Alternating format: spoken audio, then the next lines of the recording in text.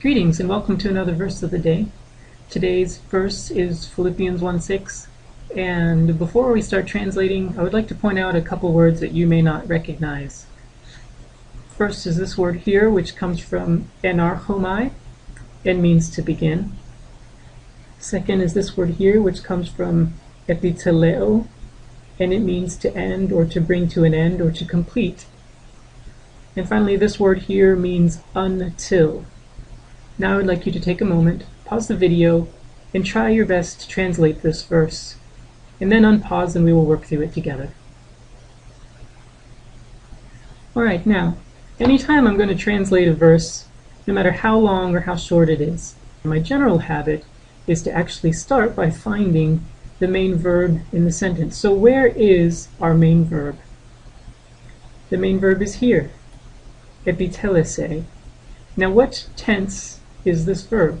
Well, if you notice, there's a sigma here. Where do we see the sigma? In the aorist tense, although with the aorist we have a sigma alpha usually, but in this case it's sigma epsilon iota, which shows us that this is actually in the future tense. This is a future active indicative, third person singular. So how would we translate it? We would translate it, he will end, or he will complete. So now that we have our main verb, our next question is, who is the subject? Who is the one that will complete? So to find our subject, we're looking for something in the nominative case. And which word in this sentence is in the nominative case? That's right, it's this word right here, it's this participle. So I'm going to circle the participle, enarxamenos. It's in the nominative case. And what tense is the participle? Well, if you notice, we've got a sigma hiding here in this xi, and so sigma alpha shows us that it is an aorist participle.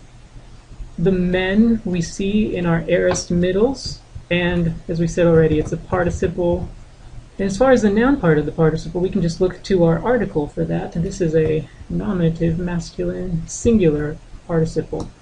And how is it functioning? Well, if you notice, because it has an article with it, and because this participle does not have another noun that it's agreeing with, the number, case, and gender, first of all, the article tells us it's not adverbial. The fact that it's not modifying something else tells us it's not adjectival, so it must be functioning here substantively. It's functioning like a noun, and in this case, it's functioning as the subject of our sentence. So now that we have these two things set aside, we've got our main verb, we've got our subject, we can kind of translate a little bit. The one who began will complete. Then our next question would be, what is the direct object? To find our direct object, what case do we look for? We look for the accusative case. Now, which words here are in the accusative case? Here it's the word ergon. I like to identify my accusative, my direct object, by making a box around it. So ergon, the word for work, is in the accusative case. So I like to stop here and just say that when I've got my subject, when I've got my verb, but I've got something functioning as a direct object, I like to think of this as the foundation of my sentence. All the other words are going to be fitting in and relating to these main three words in some form or fashion. And so if I've got this, I can basically structure out my sentence and not be too confused by all the other phrases. I know that whatever else is going to happen, the bare bones of my sentence is, the one who began a work will complete. So let's just see how these other words fit. En humein is a prepositional phrase. In you, you know that it's going to be modifying our participle here, the one who began in you. Agathon is an adjective, which is agreeing with ergon in number, case, and gender. And so we know that it's modifying ergon, so instead of work we have good work. And here we've got another prepositional phrase, although this one is a little bit longer. And within this prepositional phrase we also have these genitives here. The genitive Christ Jesus is modifying day, saying what kind of day it is, the day of Christ Jesus. And this whole phrase, until the day of Christ Jesus, is modifying he will complete, saying when he will complete it.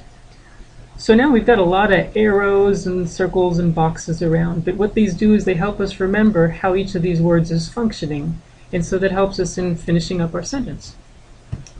The one who began the good work in you will complete it until the day of Christ Jesus.